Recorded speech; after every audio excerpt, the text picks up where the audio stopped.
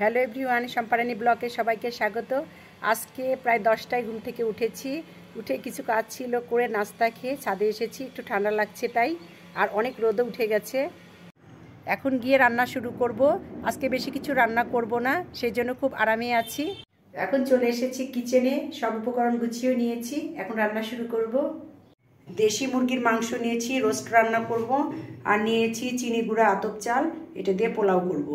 এখানে টক দই নিয়ে নিয়েছি। এখন রান্না শুরু করে দিব। কড়াই করে মুরগির রোস্ট রান্না করব, সেজন্য কড়াই বসিয়ে দিয়েছি। এখন এর মধ্যে দিয়ে দিব তেল।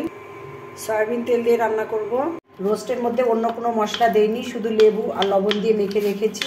বেশি মশলা দিয়ে মেখে রাখলে ভাজতে খুব প্রবলেম হয়ে যায়। লাল লাল করে রোস্ট ভাজি হয়ে গেছে, এখন নামিয়ে নিচ্ছি।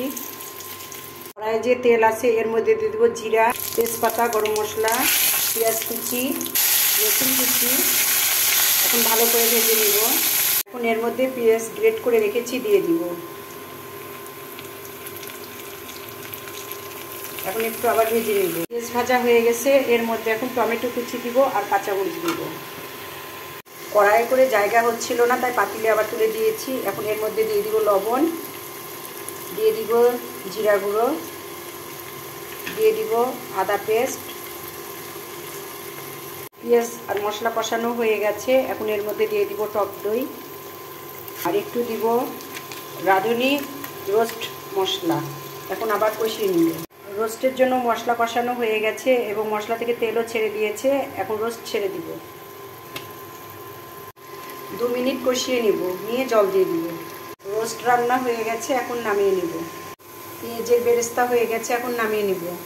কড়াইয়ে যে তেল আছে এর মধ্যে দিয়ে জিরা ফোড়ন আর একটু দিব আদা কুচি। এখন পোলাওয়ের চাল ধুয়ে রেখেছি, এখন ছেড়ে দিব।